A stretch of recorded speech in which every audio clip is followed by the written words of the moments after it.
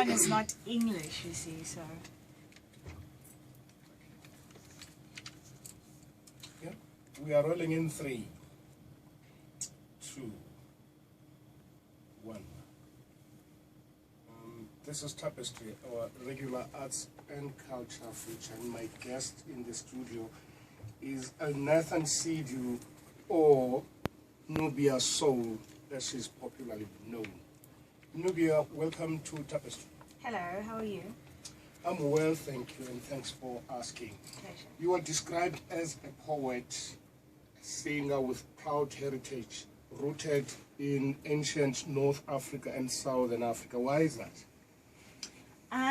My heritage or my history is very rich. My father is from Botswana. He's known as a Mosarwa, which in South Africa is known as a Hottentot or a Khoisan. Whereas my mother, she's half Boer and half Arabic. Hence, I have the 3 elements, North and South Africa, you know, that dominates my genes. Yeah. And you're also from the Ceres in the Western Cape. Yes, I am. But you grew up in Soweto. How have these 2 environments shaped up who you are today? In Ceres, it's a farm life. In Afrikaans, they call it a plaaslewe. So you learn the interaction between a human being and nature, and you learn the natural patterns of human beings, of plants, of trees, of animals. You learn to appreciate the beauty of nature. Whereas in Soweto, I learned to learn other people's cultural diversity. I learned different languages. I mean, I kagona go bua today because of them, you know, Soweto. The kind of friends I had, they were Nguni and Bantu speaking. As a poet and singer, what comes first to you? Poetry or music? Wow, I would say both. Because my music, whatever lyrics I write, they're mostly influenced by poetry. And whatever poem I write is influenced by the rhythm and the melody within the song. So both of them intermarry in my world. Yeah. And how many artists that I spoke to before say they've got different styles of writing music. How do you write your music? I envision my music. I envision it, I feel it. It first has to minister to me, heart and mind. And if it's a negative entity towards the song, I'm supposed to feel the negativity. If it's positive, I'm supposed to feel the positiveness in that song. So it starts with me, and then it's infused to the next person, which I know that the next person won't have difficulty in understanding. Now, Nibia, let's talk a bit about your debut album, Love Chronicles. Yes. How do you characterize it? How different are you from all other genres of music that we know? My album doesn't encourage anyone to treat love in a negative way. It doesn't encourage divorce. It doesn't encourage anyone to break up. It encourages people to accept the pain, to take advantage of the goodness that comes out within themselves through pain, and also channel it to the next person. That will eventually result in forgiveness and build up a trust again. So it has all those different elements. And when you look at love, it doesn't only talk about relationships, but also your love for your mother, your love for your daddy, your love for your neighbor, your love for yourself as who you are and what you were made to be, and the love for the whole world and the higher power. Before you released this album, you apparently made songs on an iPad. Yes. Why that? What were you trying to prove? I was experimenting. I'm a very curious person, and I just got this new device called the Apple iPad, and I realized, oh, there's GarageBand within the apps that I could get from App Store.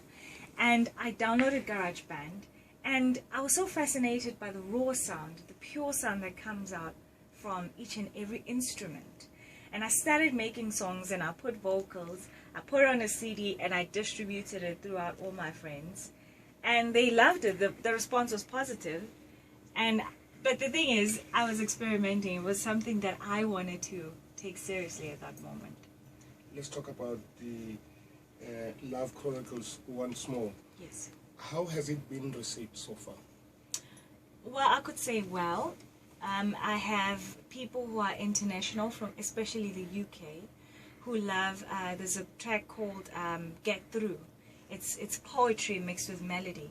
So a lot of internet DJs will play that on cue, and some people from Nigeria, other parts of the country, they downloaded the songs, and it has been wonderful because they love it. It even caters for the older people as well, my older parents, you know. Oh, yeah, all over Africa, yeah. Yeah. Who are some of the people that inspire you, both in South Africa and abroad? Mm-hmm. In South Africa, I would say Simphiwe Dana. Why? I love the woman's energy. I love that she's very real, and her realness interprets through the TV, and it hits you where it's needed the most. And Zonke Dikana, because of the deepness of her voice, and she managed to push through with that kind of a tone, regardless of what society says you have to sing with a soprano, alto, whatever. And in Africa, I'd say Kajanine and Salif Keita. I love them to bits. Yeah. And Sibongile Khumalo as well. I'm also fascinated. In each case, can you give us reasons? Most people that I've listened to who are African, they sing from the heart. Whatever they go through, they interpret that through song. To them, it's their comfort. It's not about the riches or the wealth or the fame or the celebrity lifestyle. But to them, music is an art. It's a form of communication. Where do you see yourself in the next 5 years? I want to be the young pioneer of not the idea of freedom, but the actual reality of freedom. Being who I am, loving my skin, loving my own hair, loving the languages of South Africa and its people, the music, the art, the poetry. Are you working on any other songs for release in the near future or something? I have worked on other songs, but they're more like singles, you know, because somebody would say to me, Nubia, let's collaborate. I want to feature you on this kind of track. And so far, I would say I have 2 features as far, and there's still more features that are underway. Okay. Yeah. In your career so far, what challenges have you encountered, and how did you manage to get around? It was finances, because I am an independent artist. I'm not under any recording label. Therefore, finances were a huge factor. And because of that, I had to learn financial management on my part. I had to learn how to plant my finances wherever is needed so that there is progression on my side.